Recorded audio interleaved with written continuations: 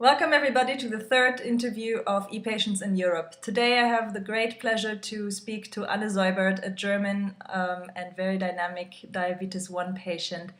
Welcome, Anne. Thank you so much for joining us today. And one thing that we discussed beforehand and I would like to explore with you in this interview is your use of social media. You said that you were predominantly using English-speaking social media and actually not that much the German-speaking information that you find online. Why is that? What draws you so much to the English-speaking social media? Yeah, when I started to search the web about diabetes, and that was about like 5 years ago, I had to, I missed German blogs about diabetes. There were like 3, maybe 4 of them, but the style about how they talked about diabetes was kind of problem oriented, and didn't take much time before I started to read American blogs. I think I started with Amy's Diabetes Mine. It's one of the most formative ones, at least for me. And from there, I discovered also funny blogs like Six Until Me and Ninjabetic. And I fell in love with the humor and the very personal way of talking about diabetes. So the information we find about diabetes in Germany online seems to be much more problem-oriented or solution-oriented than social and community-based as it is in the case in the US social media. Do you think that is something cultural? Are Germans just less social and less likely to share and build a community online? Or is this something we're going to see evolve over the next 3-5 years as people become more comfortable with using social media also in Germany? I think Germans can learn, and they will learn to build communities online. And if not, I will show them how to. Because I think the simple thing of not being the only one with a problem or with a problem with a disease can give you so much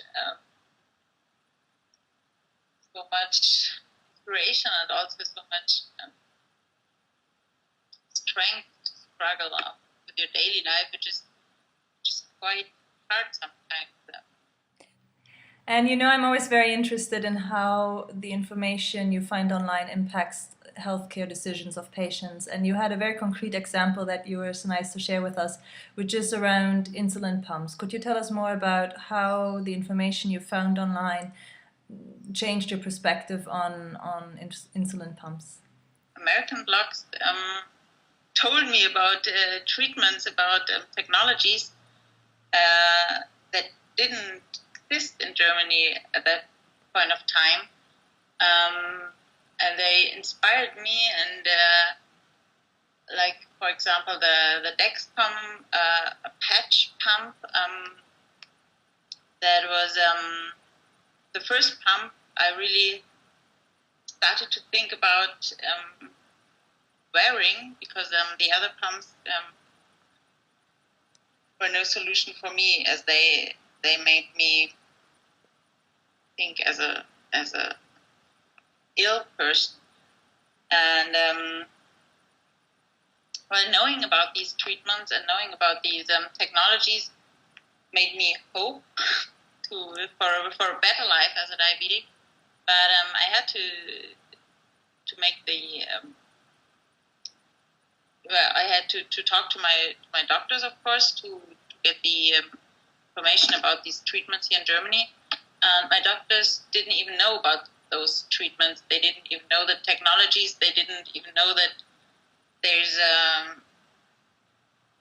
there are those possibilities. So I knew about them, but I couldn't use them, which is kind of frustrating. And but still, I like to be at the to know the state of the art, although I might not be able to use it for now. All right, one final question for you, Anne, which is, of course, around pharma's involvement in social media. I'm a bit intrigued about the diabetes community in Germany. If there's no online community existing, how should pharma get involved with it? Can they actually build something that's of interest to young diabetes patients at the moment? Or on the contrary, should they wait until there is enough activity to be successful in engaging with it? I'm not quite sure about that. I think there could be much more collaboration in Germany, but I also think it might need some more time, as there are some companies like there's the My Life, I think, and it just doesn't work. I don't know if the Germans are not ready for it yet, or they're the wrong ways of doing so. But I think there's a big chance for companies to fill that gap, that there's an online community lacking. So and there's money needed. So if they could find a good way and an authentic way, and a way where the patients can create their own way of community, their own way of supporting each other, and to do it with the patients, and not the company on the one side and the patient on the other one, but with really a kind of sharing and a kind of involving both parts. There might be a great chance for a company. Thank you so much, Anne.